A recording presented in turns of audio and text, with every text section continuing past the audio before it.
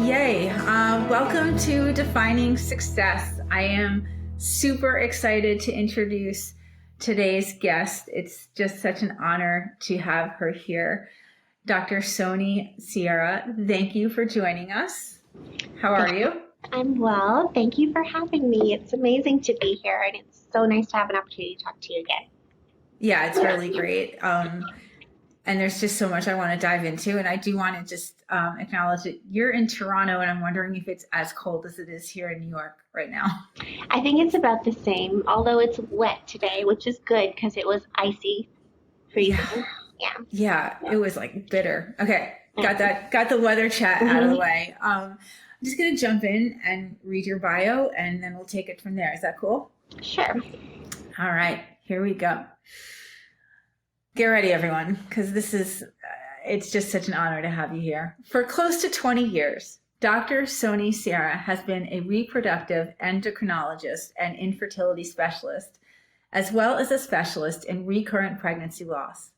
Alongside her role as deputy medical director and partner at Trio, Dr. Sierra is the medical director at Evolve Egg Freezing Clinic.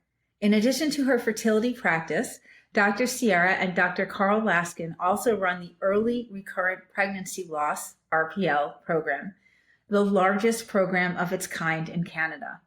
Dr. Sierra is an associate physician at Women's College Hospital and an assistant professor of obstetrics and gynecology in the Division of Reproductive Endocrinology and Infertility at the University of Toronto. She has been published in peer-reviewed journals and authored chapters in prestigious textbooks, as well as presented papers at national and international conferences. Her current research interests include infertility, recurrent pregnancy loss, implantation failure, and PCOS. Dr. Sierra is the immediate past president of the Canadian Fertility and Andronology Society and a founding member of the Guidelines for Practice Committee. She is also an active member of the American Society for Reproductive Medicine, previous chair of the Early Pregnancy Special Interest Group, and the European Society of Human Reproduction and Embryology. Dr. Sierra believes that involvement and participation in these established and well-respected societies will ensure expertise and up-to-date knowledge that she can pass on to her patients. First up, I need to... So I want to just take 1 second because I said it incorrectly. It's Andrology Society, correct? Correct. Okay. And so many questions, but what is andrology? So andrology is the male factor side of fertility. And that's why I didn't know what it meant. Okay. I was like, I'm going to look it up. No, I want to ask Sony. All right. That makes a lot of sense. So you cover it all. And before we get into everything that you've done with your career, I do also want to let the listeners know how we know one another. And I think I'm going to toss that to you, Sony. How do we know one another? So a couple of years ago, when my daughter thought she wanted to go into medicine, she wanted to do a summer experience at St. Andrews in Scotland. And she was super, super nervous. I don't know even if I told you this story, Marian. She was never really away from home other than a week here and there. And I dropped her off at St. Andrews to the university. And then I walked back to the hotel. And she was going to be there for a month. And she was in tears before I dropped her off, so nervous. And then by the time I walked back to the hotel 5 minutes later, she said, "Don't worry, Mom. I met the best friends of my life. I'm going to know these girls forever." And one of them was Marian's daughter, Reese. And literally they made this amazing connection, and they're super, super close to this day. And it's an amazing story, and I love it. And so finally, Marian and I connected last month, a few weeks ago in New York. I had the opportunity to have coffee, and we hit it off as expected. As expected, totally. And Jada is the best. Shout out to Jada, because I know that she'll listen to this. Yeah, I doubt it. But yeah. And you know why I was so excited to finally meet with you, obviously, because I've heard so much about you, and I just adore Jada. But I was also definitely had an agenda when I was coming to have coffee with you, because I was so intrigued by what you do. I was just so intrigued by what you do for your career, your life, because it's so meaningful and it's bringing life. You bring life into the world, Sony. Thank you for the work that you do. And it's so important. But I want to take a minute to hear about where you came from and hear your journey that landed you here before we, dig too deep into what you're currently doing. You shared a little bit about your background, and I'd love for you to share, like, where are you from? Where'd your parents come from? Go for it. Start wherever you feel comfortable. Okay, so I was born in Aurelia, Ontario, which is a tiny town, northern Ontario. But my mom and dad came from India. My dad from Punjab. My dad was English prof in Punjab, and he came here, I believe in 1966. Immigrated. Canada had a point system for immigration back then, and he applied and was accepted and essentially started his life over here. So went from being an English professor in India to being a math teacher here in Ontario. I know, bizarre switch, career switch. But then he brought my mom over and my brother at the time, and then I was born here. And we always sort of lived up in the northern suburb of Toronto called Richmond Hill, and that's where I came from. So my dad probably has a lot to do with who I am. He was a math teacher, but a sort of literature lover at heart, and kind of used to give me reading assignments in the summer and things like that. And so I developed sort of a love of literature through him, and I think a love of learning. And while there was that aspect, he was also very encouraging about having a career. Like, a lot of people from my background, a lot of girls were never encouraged to have a career, especially a professional career. But that was always the number one lesson my dad taught me. And I went about it in a very convoluted way. Like, I did an undergrad degree in human bio, but psych also, English literature, a minor, and art history, a minor. And then kind of decided from there that I wanted to do something in healthcare. I don't think I had grades for medicine, and I ended up doing a master's in rehab and then applied to medicine there. But even after that, I could have started to work as an occupational therapist. I was really interested in women's health research. I was contemplating doing a PhD in epidemiology, and my dad was like, no, you should be something that no one can ever take away from you, like in terms of a professional status. So he really encouraged me to apply to medicine, and I did, and sort of the rest is history. So that's where I came from. Yeah. Wow, clearly your relationship with your dad was very special. I know you recently lost him, so I'm sorry for that. It sounds like a really important person to you. And I'm curious about something, and thank you for sharing all that. When he was inspiring you to go into the workforce, knowing that culturally that wasn't really the norm, was he, I'm really curious about that. Like, was he saying to you, you're a woman, you can go, or did he just approach you as just do what you want to do, follow your dreams? Like, was he specifically saying, just because you're a woman doesn't mean you can't do it? Or was it just like you were his daughter and he saw, he didn't want to hold you back? Do you know what I'm saying? It wasn't like he was strongly encouraging a feminist agenda. Like, he didn't say, because you're a woman, it's not going to hold you back and you need to do this. He just said, you need to do it regardless of, my brother or my sister, any of us. It didn't matter what gender we were. We were just sort of driven to achieve well academically.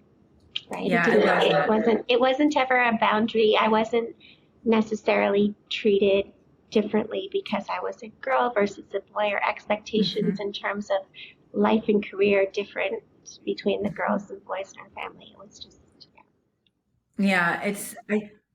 thanks, because I just find that so interesting, because it's like, I think that makes an impact on you as a girl, as a woman, right? It's like your father, who was the main man in your life growing up, and he didn't look at you as that. He just saw you as this daughter that was going into the world, and like, Yeah. just, I love that. I think that's so special. I love hearing that. Wow. So, okay. So I also am intrigued to hear about your decision to go into this this direction in the medical field. Like, I know that you said that your dad said do something that nobody can really take away from you, that's unique, that you can make your own. You didn't say this, so pardon me for putting in words, but you know, unique and make it your own. But there's a lot more there. So what was the pull? So I think it has to do with this sort of lifelong love of learning. I loved being a student. Like, I could probably have been a student for the rest of my life if real life didn't creep in. I feel like when you're a student, you're just there, you're studying, you're in the moment, you're constantly learning. And I think that was the pull for me in medicine, in that it's fascinating. It is, when you sign up to do a career in medicine, you are actually signing up for lifelong learning, because things are constantly being discovered, trialed, treatments. And so it is a career that you'll never get bored in. And I think that was part of my drive to do it. And it's sort of, medicine is so huge that within the field of like medical study, you could branch off and do anything. Like, if you're a surgeon, there's a path for you. If you're a thinker, there's a path for you. If you're into people and relationships, there's a path for you. So I feel like it was just a good next step in my career of learning, of being a student. But once I was in medicine, I would say, and I think I talked to you, that my career path was largely shaped by mentors and people I met along the way who made an impact on me. I'm really grateful for my mentors. Yeah. Is there, when you think about that and you say that they were mentors that sort of helped you shape your path, are there any that stick out in your mind, or any particular times during your studies that one or two mentors like really made that sort of path clear for you? Yeah, for sure. I think when you're a medical student, you're pretty undefined. And I think where you feel, you go through different rotations, and where you feel your home, where you feel valued and respected and interested, and, you know, sort of jive with the patient population, I feel like that's how you make your decision. So in medical school, I remember there were rotations that I knew 100% were not me. Like, I am not an internist. I am not going to take a chart and sit there for 4 hours and try to piece together this big mystery of different symptoms. Like, you learn pretty quickly if you're sort of a thinker or a doer. So I found that in my clinical exposures, I realized I'm more of a doer. So you get sort of taken down a surgical path, but then I met general surgeons along that way that, again, were not the nicest, the kindest to medical students, and I didn't enjoy those rotations. And then I went to OB-GYN in women's health, and I met a group of amazing residents who were fun, and I loved the medicine. I liked working with women's health. And so that sort of was the initial step forward in that direction. And then once I was in obstetrics and gynecology, I met the people who practice fertility here. And just again, on one of the rotations, there was an interesting case about a patient who had, 3 or 4 losses. She's probably more significant than 3 or 4, but in any case, she said, if you're really interested in this, you should go to Vancouver and work with Mary Stevenson, because she's the Canadian expert on recurrent loss, and come back and tell us what you learned. So off I went to Vancouver to do an elective in recurrent pregnancy loss, and I met this amazing woman who's now my dear friend, Mary Stevenson, who was actually a world-renowned expert in this, and got me really interested in this concept, because it was so, it's such a difficult experience to have repeated pregnancy losses, and 50% of the time we don't have an explanation. So it's just so much to be learned and done, and she really motivated me to get interested in that study. So then the rest of my career kind of followed her. So that's how I got into fertility and the research and everything else I do. That's so Mary Stevenson was one who really made a major impact on the trajectory of your career, clearly. And I'm so intrigued about this because that was, how long ago was that, you think? So during my residency, so I've been in practice for almost 20 years. So right. I'd say 22, 23 years ago. And so have you seen shifts in what you now know about recurring pregnancy loss? Have you, since you are constantly learning and you clearly love being a student of all of this, I can only imagine that in 20 years, have you seen, you said you know about 50%, like, have you seen changes in what research has shown? And for sure, I think, well, one of the things is that it's now recognized as a medical diagnosis, like an entity, because for the longest time, people would have pregnancy losses. Oh, it's just natural. You'll be fine. Just try again. There's nothing wrong with you. And it was really difficult because people were having, significant grief reactions and internalizing that they're doing something wrong because the doctor said there's nothing wrong with her, with the process. But so it's recognized as a problem, like 2 or more losses, and there's a diagnosis of recurrent pregnancy loss made. So that was one shift we saw. The other shift was sort of understanding the impacts of genetics and how most pregnancy losses can be explained by random genetic bad luck, as opposed to something else being wrong. So, convincing people to test products of conception after pregnancy losses helps us understand more who actually is having just random bad luck versus who needs more in-depth investigations and treatment. So that was another big change. And then there's a whole controversial area in terms of, patients with recurrent pregnancy loss going and doing IVF to make embryos that we can then screen genetically. And in doing that, you could avoid a lot of random bad luck.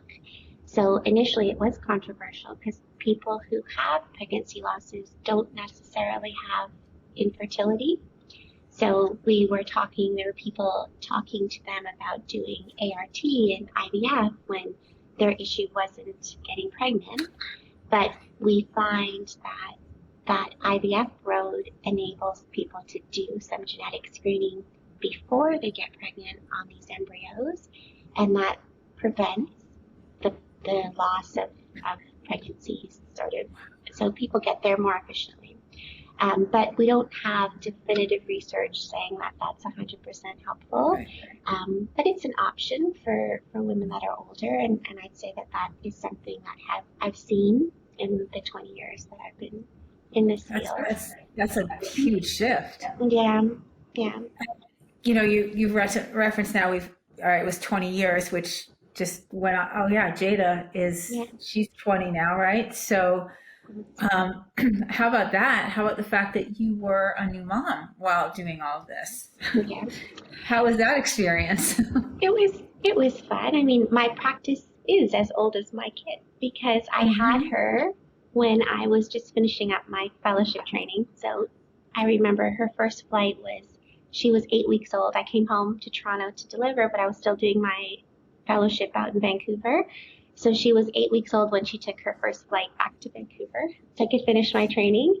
And then I took a few months off when I came home and started practice in September. So always had help at home. My family was always around to help. And I had, a nanny that also helped because weekends and things like that.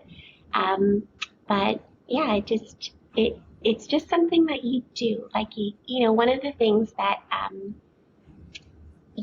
and I know you probably grappled with the same thing, is when you have a career and you've got kids, there's a lot of guilt in terms of, well, I have to go to work, so you'll be with my mom or my family or the nanny, especially when you have to travel and things like that. But it's not a job that it's like you have a choice that you can take a shift off or take time off. I told the girls, I remember telling them, it's not what I do, it's who I am. So Yeah. you just have to make Yeah. accommodation and you just get it done, right? Yeah. It's different. I never treat my work as a job. I treat it as what I do. And I think that that's how I kind of coped with the kids initially. And then even when I ended up being a single mom, I think that mindset is how I do it. Thanks for sharing that. I find that what you just said so true, and that really speaks to me. And this idea, it's not a job, it's who I am. It kind of makes me think of your dad too. It's like, it sounds like he was that, like he was a professor, and that's who he was as a person, and that's seems to have kind of made an impact on you. And I'm not saying that, it's just the idea of being who you are. It's really what it comes down to. And that's why, I know we talked about this a little bit, and I think it's just such an important topic as a parent, women and men, mothers and fathers, all of it. It's like this idea of work-life balance. I find it to be very, it's a challenging term to work with, because the truth is, it's just life, It's like, yeah. So thanks. And I can imagine that. Well, wait, actually, how many years are there between the girls? 3 years. 3 years. So you are now, so with your second daughter, you are now, the practice was up and running, right? Mm-hmm. Mm-hmm. Yeah. Okay. Yeah. So you were in it. I was in it. Yeah. So I did take more time. I took 3 months off when I had Sarah. So I did have some time with her, but it's different. When Jada was little, the practice was still building, right? I wasn't full speed ahead. There was time. I remember taking her for walks during the day, things like that. Mm-hmm. But with Sarah, it was up and running. So I never got to drop her off to daycare, for instance. She's always had a nanny that she says is her second mom, who's still with us. Mm-hmm. So it was different. It was hard. I mean, I remember it, and I'm sure you're the same. Like, you come home from work and you have a little baby, and my mom would be holding her, and I'd say, "Come," and she wouldn't want to come to me. She was quite content with my mom. So it's just, you kind of feel bad because you're like, hey, that's my baby. But at the end of the day, I was lucky to have the support that I had. And I think she's okay. I don't know. We'll see. Time will tell. But I think we're good. I think everybody's doing really well. So coming back to the incredible work that you do, one thing that I know I mentioned to you, and I'm sure the listeners have picked up on it, is like, you have such a soothing voice and soothing aura, and you're just so calming. And I can imagine that that's, a really big part of what you do, because this is as incredible, the work that you do, as incredible as it is, and as beautiful as it is. I'm sure there are times it can be really difficult. So how I was been thinking about this over the last couple of days, getting ready to have this conversation, like, how much of what you do is also just sort of, I don't want to say therapy, because it's not, but is, that part of it in like working with your patients?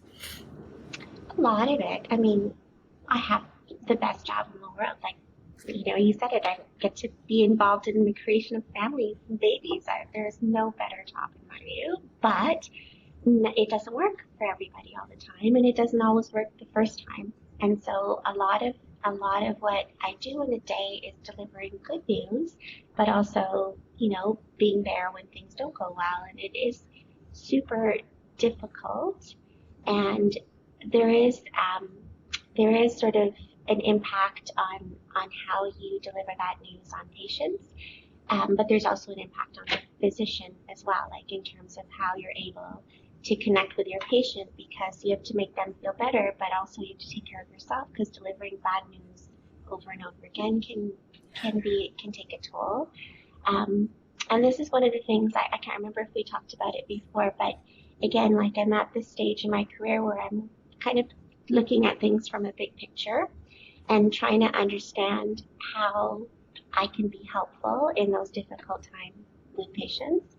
And I think, you know, people who do manage to get through the roller coaster ride that fertility treatments are, and the ones who have the staying power and keep trying and eventually get there, this concept of resilience and somehow giving patients control in an uncontrollable situation is what I really think is important. And that's where it's not necessarily therapy, but it's just constantly, you know, reminding them that they, like, one of the things I say over and over is like, you need to take control of every aspect in your life you have control over.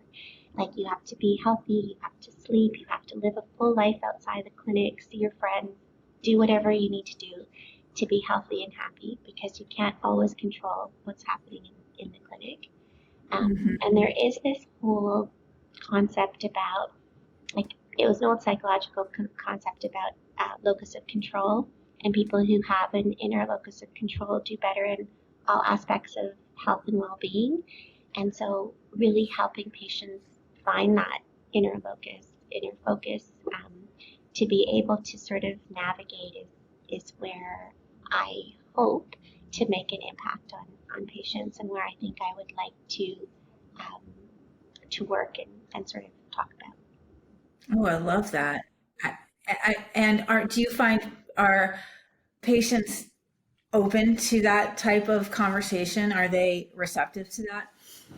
I think they are eventually. I think, you know, especially in, you know, I'm thinking as I'm talking to you about the really difficult ones who try multiple cycles, spend hundreds and thousands of dollars and just don't get that baby, you know, and sort of how to help them through it. And I do spend a lot of time and trying to make them feel like they are doing everything they possibly can do when they're managing their health as best as they can outside of the clinic.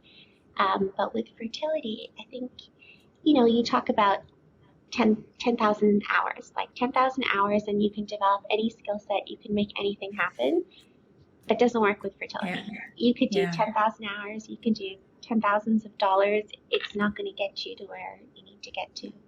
So sort of supporting patients in that space is the difficult part.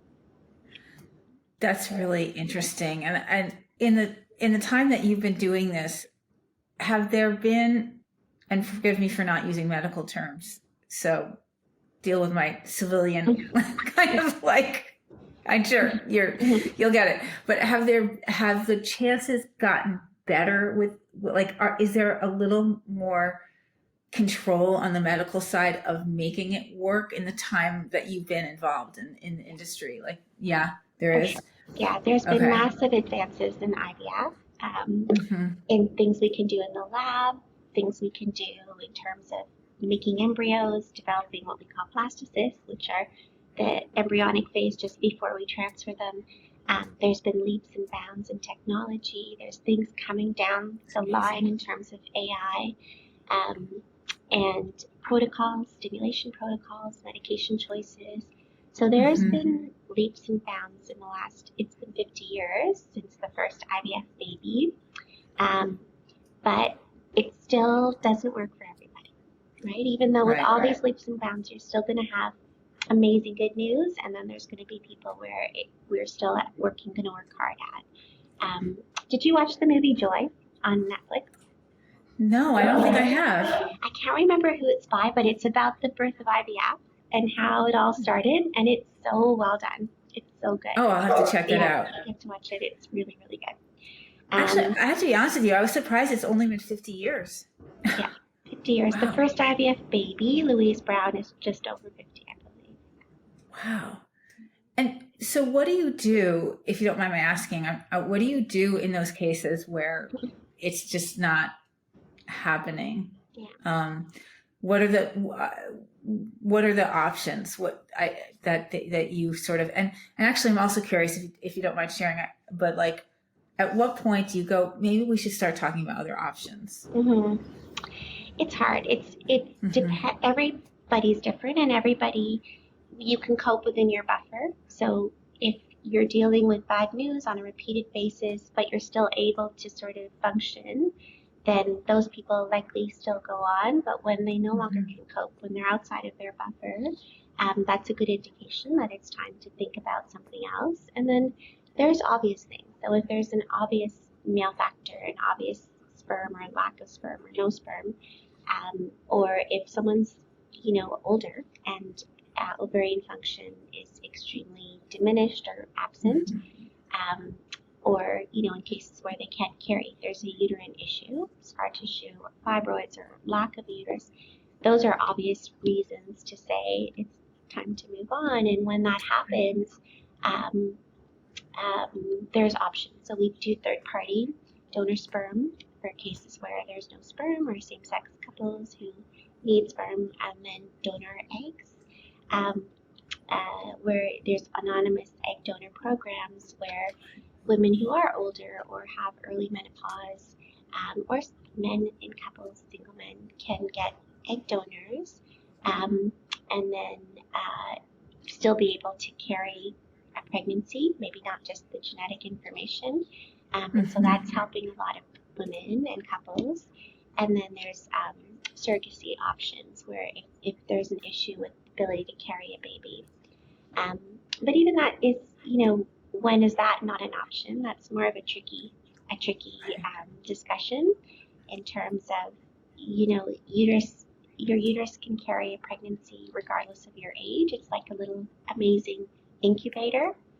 So you do hear stories randomly in the media of someone delivering babies at 60 or something, because we have the technology, not to sound like the bionic man, but we do have the technology to do it. But, should you do everything you can do? It's more of a controversial thing. That's so interesting. I've always wondered about that. I didn't realize that every now and then you see not weird. I shouldn't have said that, but you see those stories randomly that pop up. Yeah. That's interesting to hear. I never thought of it from that angle. Yeah. Now, I mean, so there's tons of options, and clearly a part of what you do. And this reminds me of why it's something that you had written in the little pre-interview questions, was something about how this field of medicine is not black or white.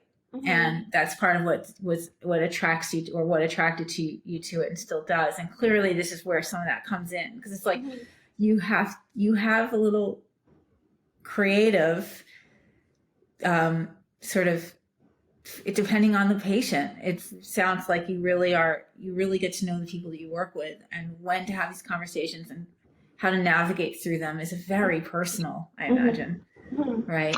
Yeah. And it's case by case. You can't sort of, there's guidelines and ethics, but within that, of course, you have to approach every patient, take them where they are, and sort of get to know them and to know what they can and can't deal with and cope with. So when is your role hands off?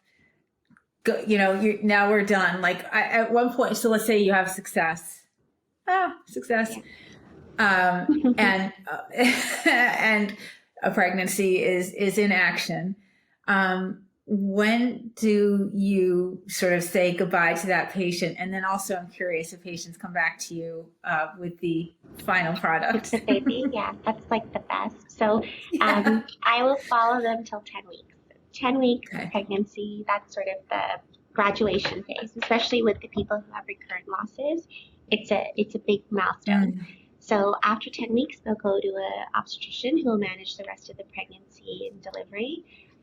But many people come back to show me the babies, which is like awesome. Or they send me pictures, Christmas cards. I love it. Yeah. Yeah. It's really nice. Or Toronto's a big city, but it's not a big city. It's sort of a small town in a big city. So the other thing is sometimes you run into your patients and their babies out and about, and again, best thing to see. Yeah. You just made me a little emotional, because I hadn't thought of that piece, where for the people who had losses, to make it past that 10-week period must be, oh, I can't imagine that the feelings and how, I'd imagine that all of the treachery of getting to that point and all the emotional stress around it, just that relief must be just incredible. So for you to see that, yeah, It's pretty amazing. yeah, it really puts things in a different perspective. Whew. So okay, so how many patients, going back to this idea of you're a parent, and you're a single parent, right? Yeah. And so how's your day? Like, what is your day like? How do you structure all of this? So it's okay now. Like when the kids were younger, it was hectic. Like when they're younger and they have all their activities and they have school but now that they're older, like Jade is off at university and I've got a teenager who really doesn't need me to do anything. It's different. So I get up in the morning, sometimes should exercise more, come to work. I'm usually here till about 5 or 6 and then go home, make dinner and start all over, do a bit of work, reading or stuff around the house. And Sarah, oops, sorry, the light goes off if I don't move around. But yeah, my days are pretty reasonable and controlled now. But a decade ago, it was really hectic, like getting up, getting them ready for school and all of the other stuff that comes afterwards. But again, it does take a village. I rely on our nanny at home, Elsie, and then my family has always been there for me. My parents would always stay over if I was traveling and be with the girls. When they were really little, they just came with me. Like I just took my mom and dad and the babies to go to every meeting I had to go to. But when they started getting busy at school, then I would just go and leave them with my parents. And so that was always very, very helpful. Yeah, definitely. And how has your practice grown over the years? So how many practitioners are there in your practice, and like where are you going with it? Do you have sort of a vision? So we have 14 doctors at our current site, and we're part of a large global network of physicians. I think, my practice, where am I going? I'm sort of busy. I'm happy at this point doing what I do in terms of the balance between clinical and administrative. As I advance, I'd like to do more research. I'd like to do more writing, reflective work. And that I think will come in the next 5 years as the newer doctors will come up and do some of the heavy admin and take over some clinical. And as they get busier, it might give me an opportunity to do something more reflective with my practice. But yeah, it just depends. Like you're always growing, you're always learning. There's always things to do. There's always things that still interest me and lots of things that I want to do. So it's hard to say where I'll be, but I don't have any plans of not doing what I do for a long time. And have you been, I'm sure you have been able to pay it forward and mentor people as well at this point? Yeah. I get some students through the university, and sometimes I had a student I hired as a research student when she was a third-year medical student, and then she just ended up kind of did obstetrics, did her fellowship, and is going to be working as an REI, and I love that. I love when I get students and they say, we want to do what you do, and they just follow the same career path. It's like the best thing, because that's how I was mentored, and to be able to sort of see that in someone else is amazing. And I'm also pretty convincing, like when I'm sitting here talking about the work we do and like I said, creating families, it is the best job. And yeah, that's an easy message to spread. Yeah, I mean, your hope, you're delivering hope and building families. It's like honestly, it's such an important and beautiful job, which also makes me think about your patients, your clients, your patients, and on average, who do you tend to see? Like, what's your typical? I know it's hard to say, but sort of, obviously it's more like a data-driven question. But like, Yeah. what's your typical case? I'm going to say our typical case is probably late 30s. Mm-hmm. That's sort of the average age of people walking into the clinic. So someone who kind of got married a little bit later or decided to have children a little bit later and needing the help to conceive, because it's all probability, right? Even when you're young, it's only about a 20% chance per month that you would conceive. And then as you go over 35, it's not like you hit a brick wall and it's not going to happen, but probability is lower. And so Mm-hmm. as probability decreases, it will take longer to conceive. And the problem is if you want a family of more than one baby, you don't actually have the time in your late 30s to spend years trying to get that baby number one. So that's the most common fertility patient we see, people who have not necessarily have been trying for many years, but who've tried for maybe 6 months, Right. know they want more than one baby, and then they want help. So there's that aspect. And then we also have an egg freezing clinic. So that's a completely separate clinic, but it is a completely separate population. Those are young women who are at the start of a career or at the end of a relationship that they thought was going to be the one, or who just want to sort of have some security and not think about having children as they go through what they want to do. So freezing their eggs gives them a little bit of peace of mind and a little insight into their fertility. And so that's a different patient population. I'm so curious about that. I know some women clearly who have done that. Mm-hmm. But I don't know much about the process after you freeze your eggs. What's the likelihood that that will be successful? Yeah. So we typically say two things define success with frozen eggs. One is how many eggs you were able to freeze, and second is how old were you when you froze them. So Hmm. if you're younger, less than 35, those frozen eggs are going to have a much higher chance of success. We don't actually freeze eggs at our clinic Right. over 40 because the success rates are so poor. Wow. But I think that yeah, those things, the earlier you do it, the better.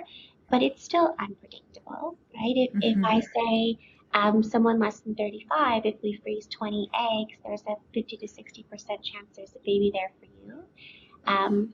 But I've seen cases where people have banked, 25, 30 eggs. They come back at 40 and they want to use their eggs, and we thaw them, and there's no baby there for them.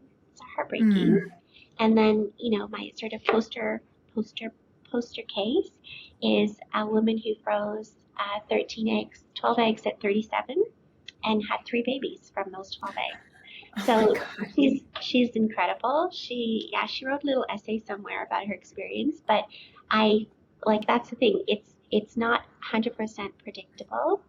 We are learning. So there's a company called Future Fertility that's looking into the morphology of the egg before we freeze it and trying to predict better, which ones are going to be babies, which ones are not.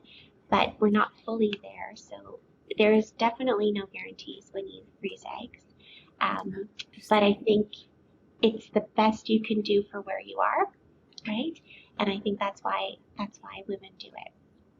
So if I heard that correctly, though, there is some research being done on having better knowledge about whether or not Yeah. it's going to be right. That's wow. I mean, it's crazy. I can't imagine all that you have seen in these 20 years of the development. I mean, I can also like just sort of socially too, has the conversation around this freezing eggs and IVF, do you find the conversations changed? For sure. I mean, especially with Hmm. egg freezing, because in the beginning, there's a lot of stigma. People didn't talk about it. People didn't believe it Right. as an option, and then people didn't speak about it. So I did part of my training in the U.S. and they were having, and Canada's even further behind. So they were having egg freezing parties, where women were starting to talk about their fertility and their options. And I brought the concept back here, and a lot of people here said, no, Canada's not ready for that sort of discussion yet. And over time, like give it a decade, and it's become very, very much common knowledge, mainstream. A lot of companies now are covering that as their fertility part of their fertility package for young execs or people on a certain career path. So leaps and bounds, Wow. lots and lots of changes, which is good because one of the basic things when someone starts to consider egg freezing is they go down a path where they're going to actually learn about their fertility. So they're going to hear us talk about, ideal family planning. It doesn't, regardless of the size of family you want, the number of children you want, you have a 90% chance if you complete your family before 35 years of age. But if someone doesn't know that, and they've never heard that, they might not make the right decisions or for themselves. So part of what I like the best about talking to egg freezing clients or patients is actually giving them this information because it's empowering. Nobody told us when we were in the thick of it, because it wasn't talked about. So when people come to see us, they get the knowledge, we do the test, they know where their fertility is today, and then they can take that information and think about where does that align with what kind of life they want, and then they make the decision to freeze eggs or not freeze eggs, or just come back in 6 months, do a checkup, or a year, just keep their options open and always be aware of where they're at. I think that's the best part of that service. That's an incredible service. And okay, do people know about that?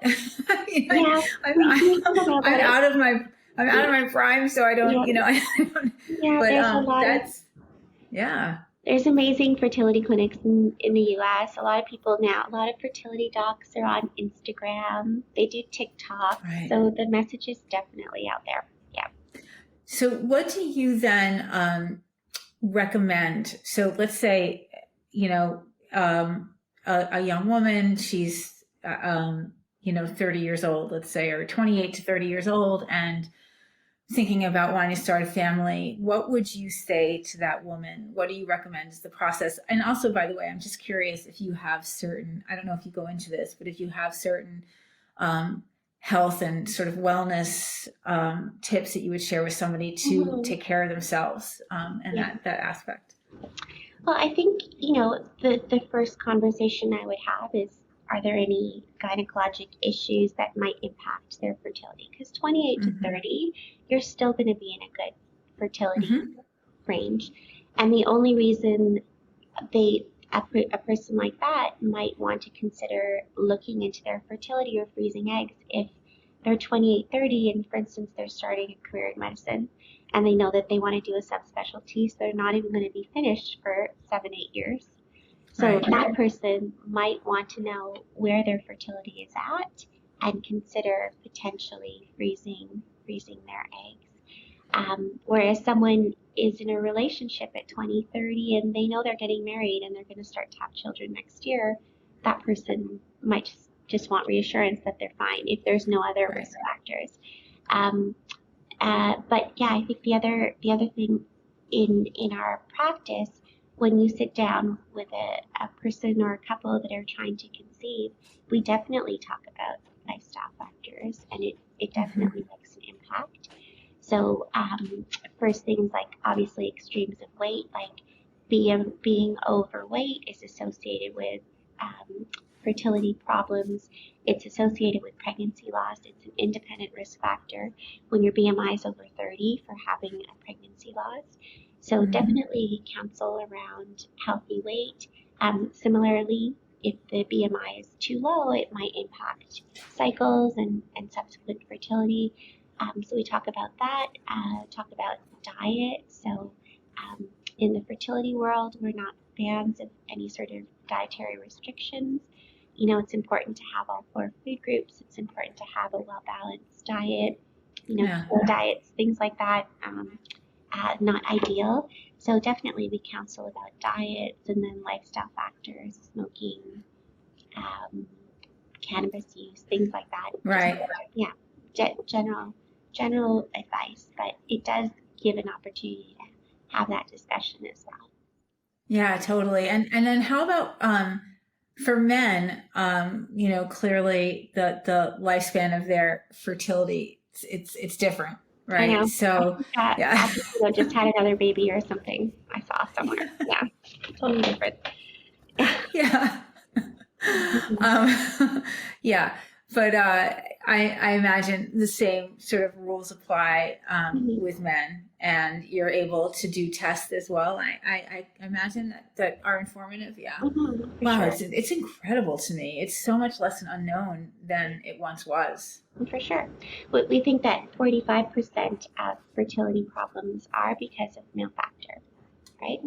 People walk around thinking all the time, oh, it's a woman's problem. And some cultures are worse, actually, in terms of assuming it's a female problem. But no, 45% of the time at least, it has nothing to do with the woman. It has to do with the man. And lifestyle is super important there as well. And then, of course, there's medical issues, urologic conditions, genetic issues, like keeps moving, genetic issues that might lead to male factor fertility. So all that is covered as well. Yeah. And you just mentioned cultures, which made me think about how you know you said you guys are now involved globally, your practice, and I'm curious if you find that working with different cultures requires a different sort of approach to things. Yeah. Well, our network is large, but I don't practice in different countries. I practice in downtown Toronto, and we're very, we're in the thick of the city, and our clinic is culturally diverse, and our city is culturally diverse. So Right. sitting in front of me, I see people from all walks of life, from all different backgrounds, and you get to know people's different cultures, like just from working with people every single day. Yeah. And it's fascinating. And then over time, you develop a skill set. So there are certain cultures where the men will refuse to do a sperm test because they feel like it has nothing to do with them, and they talk about leaving their wives and getting another one if this one can't get pregnant. Like I've encountered that in my office, and then like I said, over time, you figure a way to make those men understand and get them to do their test, and you never know what you find. But again, it's all about education, really, like understanding how fertility works and what's involved and the impact that sperm has. And yeah, So you're a doctor, a mentor, a therapist. You are. I'm sorry, but a little bit of a therapist. there's a little bit of that.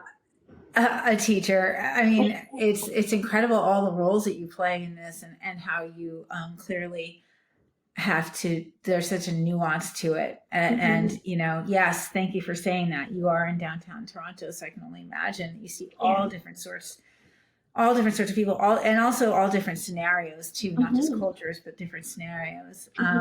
That must be really a part of your sort of story, like seeing all those different scenarios and how they've changed over the years. For sure.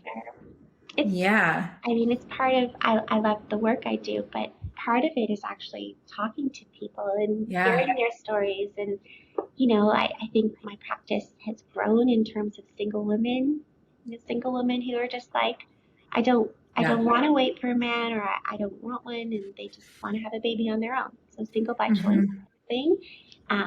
Same-sex couples, single men. I've had single men who just want a baby. And so where there's a will, there's a way. And again, I think that part of the thrill or sort of the love of my job comes from talking to people. You know, I love my city. I love the fact that it's culturally diverse, and in a day I could see people from all over the world walk into the office, and it's super fun, and it always keeps you engaged. Yeah, clearly. And have you ever, do you ever have situations, I imagine there's some screening involved with people before you bring them into the practice. Have you ever, or do you ever have to deny people, as, yeah. No, I mean, there's not a lot of screening. So Mm. in Canada, we practice a little differently in that, Mm. in order to see us, because we have universal health care. It goes through the province of Ontario. And so for someone to come see a specialist, they have to have a referral from a family doctor. So it's like the Oh, family got it. doctor will send people who are suitable. So it's not like they'll Right. just be able to walk in off the Right. street. But even for the ones that are self-referrals, there is a little bit of an intake in terms of their health and well-being. But I wouldn't, like, there isn't a lot that I would deny someone care unless it's a, woman who's over 46 and wants to get pregnant with their own eggs. Well, that's not ever going to happen in a predictable way, or in a way that a fertility clinic is going to be able to help you. So if that person's not open to using something like donor eggs, then yeah, that's not suitable for a referral. But otherwise, yeah, it's we don't deny people. Yeah, of course. Yeah, that makes a lot of sense also, especially if they're being referred and yeah, clearly you don't need to really be concerned with that piece of it. Yeah. Wow. And so, okay, so Sony, my gosh, this is, it's really so inspiring to hear you speak a little more in depth about what you do. And, I really, feel so humbled. Like it's just incredible work. And, I mean, I'm actually wondering, do you have a number of babies that you've facilitated births? I've never kept track. Oh my I've God. never kept track. I didn't, but I don't know. But there's a lot. Come on. Yeah. We need to find that out. Yeah, I don't know how. I used to when I started practice. I have the same girl. Like my right hand assistant has been with me since my first day of practice. So she used to keep track. We had a binder of all the pregnancies, and then I think that kind of went by the wayside about 10 years ago, or maybe more than 10 years ago. But yeah, no, I don't keep track. Yeah. Well, yeah, because you're in it. You're just in it. You're just in it. Mm-hmm. So, what I really find so interesting about all of this, and why one of the sort of outstanding reasons that I was really looking forward to this conversation is because you, in your line of work, success is bringing a life into the world, which is, I don't really know that there is any other way that there is a version that's better than that of success. But that's just one of the things that you do. So I am curious, Sony, we've reached that point where I get to ask you the burning question. Considering everything you've done in your life, as a mom and as a doctor, as a student, as a mentor, as somebody who facilitates bringing life into the world, how do you, Dr. Sierra, how do you define success? I define success as living a joyful life. I think being happy, honest to goodness, like being happy in whatever space you are, so that you can walk around with a smile on your face most of the day. I feel like that's success. And whether that smile comes from your home, your family, your work, if you are generally a content, happy person, putting that energy out in the world, that to me is success. That's so beautiful. And you clearly bring that to your patients and to your clinic or to your practice. And I can only imagine that the space that you work in is just buzzing with that type of energy. That's so beautiful. Thank you. And Just before we sign off, I would love for you to share where people can find you. I'll put it in the show notes, of course, but where can we find you in the world? I'm in Toronto at Trio Fertility and Evolve Egg Freezing. That's where I work, and you can find me here. And can we follow you on any social media? So I'm on Instagram. I'm not a good Instagrammer. I'm not one of those social media savvy doctors. I've tried, failed terribly, but I do have it. It's Dr. Sony Sierra. That's my Instagram. Great. But LinkedIn, I'm better at LinkedIn. So LinkedIn Oh, good. profile is Okay. where you'd probably find me more reliably. Yeah. Great. I'm so excited for people to hear this episode, to follow you and be inspired to make these beautiful decisions in their own life. And, I am just so blown away by all of the options that there are. And, I'm so grateful to you for the work that you do, and that you have clearly, though we don't have a concrete number, you have clearly facilitated definitely thousands, of tens of thousands, who knows, but families to being able to live the lives that they desire. And that's just so powerful. And then to hear you define success the way that you did, to know that you do that all from a place of content and just centeredness, is really so beautiful. Thank you so much for sharing all of this. I can't tell you how much I appreciate this. You're so inspiring. You are equally inspiring, Marian. I'm just so happy and feel blessed to have met you and your Reese. And thank you so much for having me and having this conversation. You're the best. And we'll have to use Reese and Jada's skills. They can push this out in social media. Yes. Have a great day. Thank you so too. much for being here. You too. Be Bye. well. Thank you.